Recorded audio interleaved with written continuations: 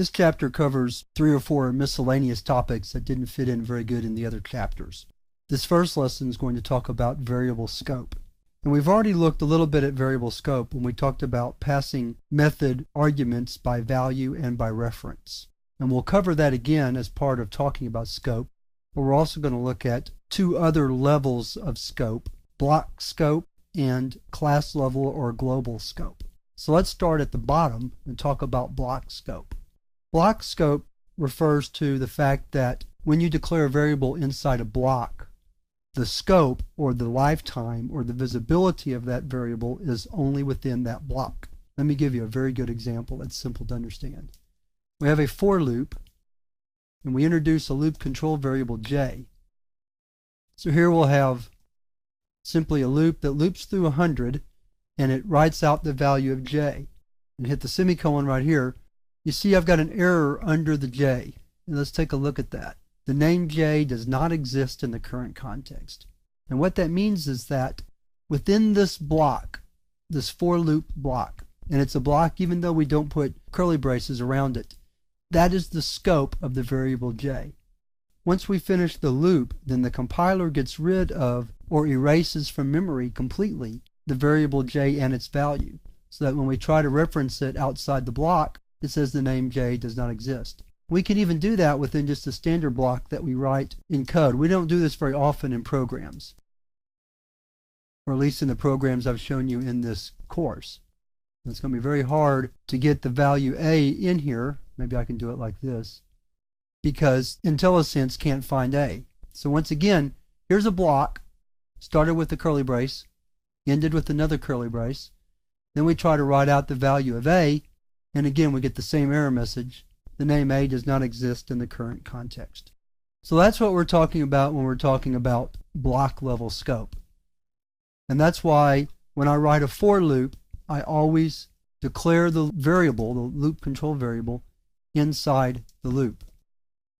Because I don't want I, or whatever my loop control variable is, I don't want its value to exist outside the body of the loop. So that's an example of block level scope. The next level up from that is what we call local scope. In local scope, we've seen several instances of that. For example, when I declare a variable in static void main, that variable becomes local to main. If I try to access that variable outside of main, let's say in another method, we'll just call this test method because I can't think of a better name for it. Again, notice IntelliSense won't let me write a because it doesn't recognize it. The name a does not exist in the current context. That is because this version of a is local to the main method. And we saw that earlier when we talked about passing arguments by value and by reference. When I pass an argument by value to a method, then that variable is like we created a new one. And its value is only referenced inside the method call.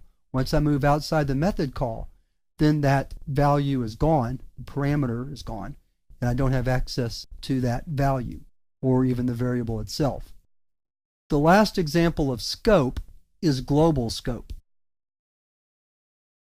What I'm going to do here is put console write a inside, oh, it's going to be hard to do, let me do it like this. I'll put the a inside there. So now you see that in both main and in test method, a is inaccessible. But if I declare a at a global level, or at class level is sometimes also called, to be able to declare a in a global way, I have to make it a static variable outside of void main. Once I've done that, notice that the errors for a in main and the a in test method are gone. Why? Because now I've declared a as a global or class level variable, and any part of the class has access to that variable. So to sum up here, the reference to j in this example is example of block level scope. If I introduce a new variable in a method, then we'll call this local scope. A is accessible while I'm in the method definition, and that includes any method including main. So that's considered local scope. And then finally, when I declare a variable outside of main at the class level or global, then that means that variable has class level or global scope, and it's accessible anywhere within the class or the main program. So those are the three major levels of scope. As you become more experienced with programming, you'll understand more about scoping and how to control it. But now we're ready to move on to the next miscellaneous topic, where we're going to talk about working with strings.